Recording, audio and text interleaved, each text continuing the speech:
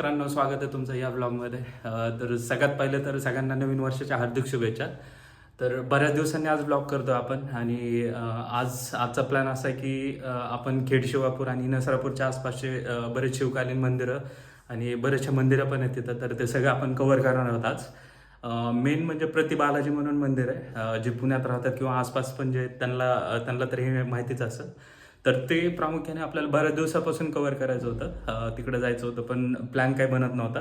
तर आज शेवटी फायनली प्लॅन बनलेला आहे आणि सकाळचे 7:30 वाजलेत आता आणि आपण घरून निघतोय आता. तर हे बरेचसे मंदिर आणि बरंच काही कव्हर करणार आहेत आपण या ब्लॉगमध्ये. तर ब्लॉग शेवटपर्यंत नक्की बघा. ठीक आहे, भेटूया पुढे. तर समोर टोल प्लाझा आहे आणि त्याच्या अलीकडे तिथं प्रसाद मलाई चहा आहे आणि बन मास्क आहे. इथं 3-4 प्रसाद मलाई चहा आणि बन मास्क आहे. पण रिसेंटली मी जी रील बघितली होती तर त्या मालकांनी टाकली होती, ज्यावर त्यांचा असा फोटो दिसतो वर, ती त्यांची ओरिजिनल ब्रँच आहे. तर इथं तुम्ही व्हिजिट करू शकता. सकाळी 8 वाजता एवढी मोठी गर्दी आहे इथं. पहिलं स्टॉप आपण घेतला होता प्रसाद मलाई चहाजवळ. बऱ्याच दिवसापासून रीलमध्ये पण व्हायरल होत होतं, तर ट्राय करायचा होता. आता ट्राय करून बघितलं. 1 नंबर बनमास्क आणि चहा आहे. जर तुम्ही या रोडला कधी येणार असाल तर खेड शिवापूरचा टोल प्लाझा जो आहे त्याच्याजवळ त्याच्या साईडलाच भेटतो हा, तर एकदा नक्की ट्राय करा. तर आता आपण आलो त्रिमंदिर इथं, जे की खेड शिवापूर टोल प्लाझापासून फक्त 2.5 ते 3 किलोमीटरच्या अंतरावर आहे. मंदिर एकदम शांत आणि सुंदर आहे. रात्रीच्या टायमाला इथं लाईटिंग वगैरे सुद्धा असते, पण दिवसासुद्धा मंदिर एकदम शांत आणि सुंदर आहे.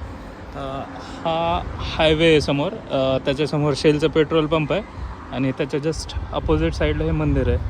सुंदर असं मंदिर आहे. तर तुम्ही पण इकडे येत असाल तर एक वेळ नक्की भेट देऊ शकता. इथं 23,000 स्क्वेअर फूट परिसरात पसरलेलं हे मंदिर हिरवळीच्या बागेने वेढलेलं आणि पूर्णपणे व्हीलचेअर ॲक्सेसेबल आहे. या मंदिराचं वैशिष्ट्य म्हणजे जैन, शैव आणि वैष्णव तिन्ही धर्मांचे देव एका मंचावर समान श्रद्धेने पूजले जातात. मंदिर परिसरात बुक स्टॉल, शुद्ध शाकाहारी जैन भोजनालय आणि शांत ध्यानासाठी जागा आहे. तर आता आपण आलोय प्रति बालाजीला. गर्दी थोडीफार दिसते इथं, पण आतमध्ये बघू आता किती गर्दी आहे आणि किती वेळ लागतो दर्शनाला.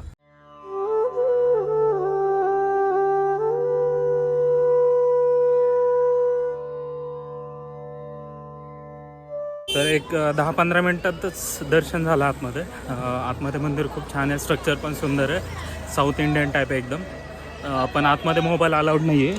तर इथं हे बाहेर लॉकर रूम आहे मोबाईलसाठी. इथं मोबाईल जमा करून नंतर आम्ही आतमध्ये गेलो होतो. मग आता दर्शन झाल्यानंतर परत बाहेर येऊन मोबाईल घेतला आहे आणि आता आतमध्ये जाऊन फोटो वगैरे, म्हणजे बाहेरच्या साईडनीच फोटो वगैरे काढून मग इथून निघतो आम्ही.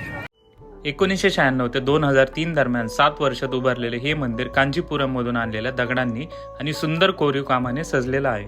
तिरुपती बालाजी मंदिराच्या मार्गदर्शनाखाली बांधलेलं आणि इथल्या सर्व पूजा तिरुपतीतून आलेल्या पुजाऱ्यांकडूनच केल्या जातात. पुण्याजवळच तिरुपतीचा अनुभव घ्यायचा असेल तर प्रति बालाजीला नक्की भेट द्या. बाहेर 2 व्हीलर पार्किंगच्या बाजूला असा बाजार पण लागतो इथं रोज. इथं फ्रूट वगैरे सगळं भेटतं. तुम्ही जर आलात, जर खायचे असेल तर घेऊ शकता. आता आम्ही आलोय पाचलिंगेश्वर महादेव मंदिरला. हे मंदिर एका नैसर्गिक गुहेत असून इथलं पंचमुखी शिवलिंग या मंदिराचं खास वैशिष्ट्य आहे. स्थानिक लोकांच्या मते ही गुहा कधी काळी स्वराज्यातील गुप्तहेराचं महत्त्वाचं ठिकाण होती. पाचलिंगेश्वर म्हणजे फक्त मंदिर नाही, तो निसर्ग, इतिहास आणि शांततेचा अनुभव आहे. मंदिर एकदम शांत आहे, ऑफ बीट आहे. जास्त लोकांना माहिती नसल्यामुळे गर्दी सुद्धा नाही आहे. आम्ही जेव्हा आलतो तेव्हा एक कार आलेली होती फक्त, त्यामध्ये पण एक 4-5 लोक असतील आणि त्यानंतर आम्ही अर्धा 1 तास झालं इथं थांबलो. तर आम्ही मस्त इथं बाहेर बसलो थोडं. त्यानंतर आजीसोबत बऱ्याचशा गप्पा मारल्या.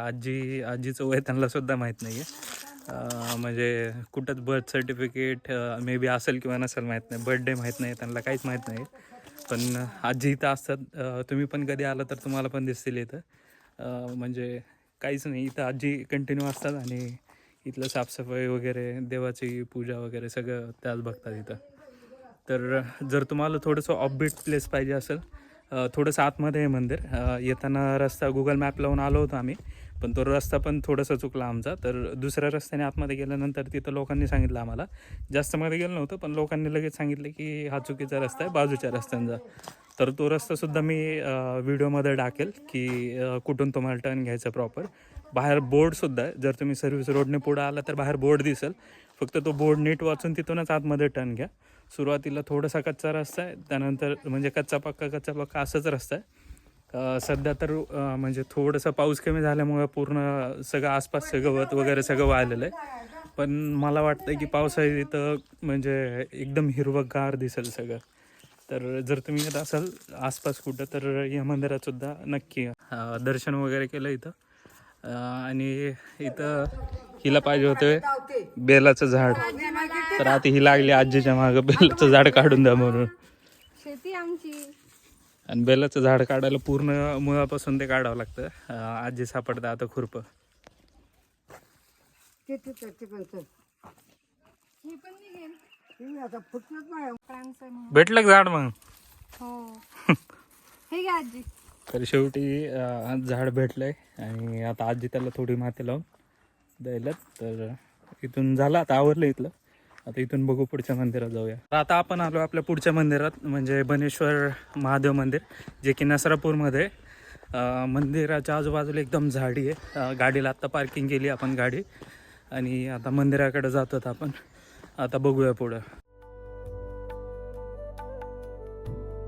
बन म्हणजे जंगल आणि ईश्वर म्हणजे देव, म्हणूनच या दाट जंगलात असलेले हे मंदिर ओळखलं जातं बनेश्वर नावाने. पुण्यापासून फक्त 1 तासाच्या अंतरावर असलेले हे प्राचीन शिव मंदिर 1749 साली पेशवे बाजीराव पहिले यांचे पुत्र बाळाजी बाजीराव यांनी बांधले. इथली घंटा चिमाजी आप्पांनी वसईच्या युद्धानंतर विजय चिन्ह म्हणून आणली.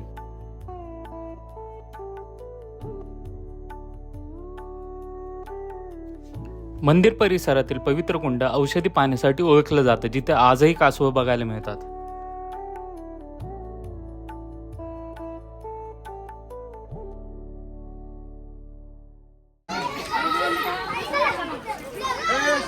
बनेश्वर मंदिर जे आहे त्याच्या बाजूलाच सुंदर गार्डन आहे. फक्त 20 रुपये तिकीट आहे.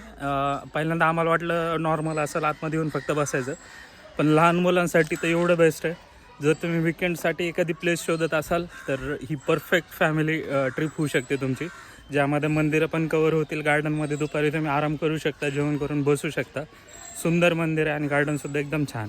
तर आता चॅलेंज लागली आमची.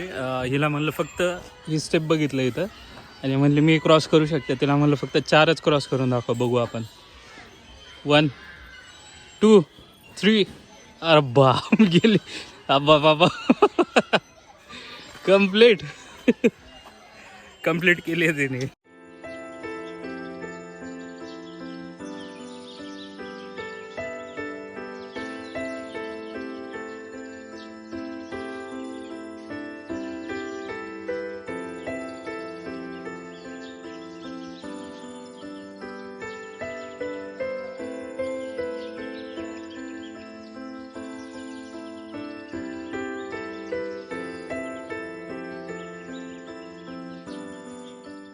तर गार्डन सुरुवातीला मला एवढं छोटं वाटलं होतं. मला वाटलं की फक्त लहान मुलांच्या खेळण्याचं वगैरे तेवढंच आहे आणि छोटं असेल गार्डन. पण जेवढं आतमध्ये आलो आहे आम्ही, तर आतमध्ये सुद्धा एवढं मोठं आहे. झाडं तर भरपूर आहेत, सगळीकडे हिरवळ आहे. पाण्याचा छोटा तलाव पण आहे इथं. एक छोटं ॲडव्हेंचर पार्क पण आहे, जिथं तुम्ही झिपलाईन वगैरे ट्राय करू शकता. मी आत्ता झिपलाईन ट्राय केली, त्याचा व्हिडिओ पण टाकतो मी पुढं. तर म्हणजे एकंदरीत सांगायचं एवढंच की इथं तुम्ही आरामशीर पूर्ण दिवस जरी घालवायचं म्हणलं तरी सुद्धा आरामशीर घालू शकता. तर इथं लहान मुलांपासून मोठ्या व्यक्तींसाठी सुद्धा भरपूर गोष्टी आहेत इथं करण्यासाठी. तर मी नक्की सजेस्ट करेल, जर तुमच्याकडे एक दिवस आहे, जर तुम्हाला जास्त लांब जायचं नाही पुण्यापासून, म्हणजे खूप एकदम लोणावळा किंवा असं जास्त लांब जायचं नाही, जास्त खर्च करायचा नाही आहे, तर तुम्ही इथं नक्की येऊ शकता. आणि फक्त 20 रुपये तिकीट आहे आणि आतमध्ये तुम्ही आरामशीर बसू शकता, डब्बा पार्टी करू शकता. हुरडा पार्टीसाठी सुद्धा आसपास जागा आहे तिथं, तर ते पण तुम्ही एकदा चेक करू शकता.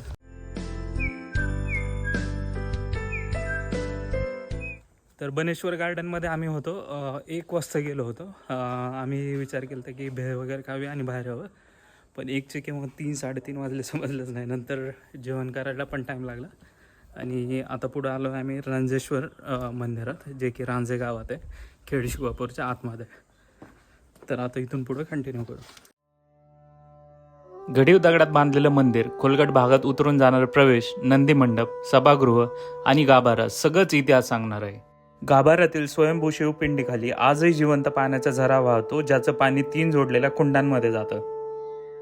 शिवकाळापूर्वीचं मानलं जाणारं हे मंदिर फक्त स्थापत्य कलेसाठी नाही तर उत्कृष्ट जलव्यवस्थापनासाठी सुद्धा ओळखलं जातं. याच मंदिर परिसरात छत्रपती शिवाजी महाराजांनी न्याय दिल्याची ऐतिहासिक नोंद आहे. रांजेश्वर म्हणजे श्रद्धा, इतिहास आणि निसर्गाचं एक जिवंत मंदिर. तर हे होतं रांजेश्वर मंदिर, जे की आपलं शेवटचं डेस्टिनेशन होतं. तर अशा प्रकारे आपला आजचा व्लॉग संपला इथंच. तर हा व्लॉग बनवायचं मेन कारण असं होतं की बरेच लोक येतात, प्रति बालाजीला फिरतात, त्यानंतर पुरंदर किल्ल्यावर जातात, ट्रेक करतात आणि घरी जातात. पण बऱ्याच वेळेस काय होतं की आपल्यासोबत फॅमिली असते, जसं की मोठे आईवडील असतात किंवा लहान मुलं असतात, तर ह्यांच्यासोबत बऱ्याच वेळेस आपण ट्रेक करू शकत नाही. तर असे ह्या लोकांसाठी जर आपण ह्या साईडला आलात, फक्त प्रति बालाजी न करता आसपासचे हे सगळे मंदिरंसुद्धा तुम्ही कवर करू शकतात. ह्यातले बरेचसे मंदिर हिडन प्लेसेस आणखी जास्त कोणी एक्सप्लोअर केलेले नाही आहेत, त्यामुळे गर्दी खूप कमी भेटेल तिथं तुम्हाला.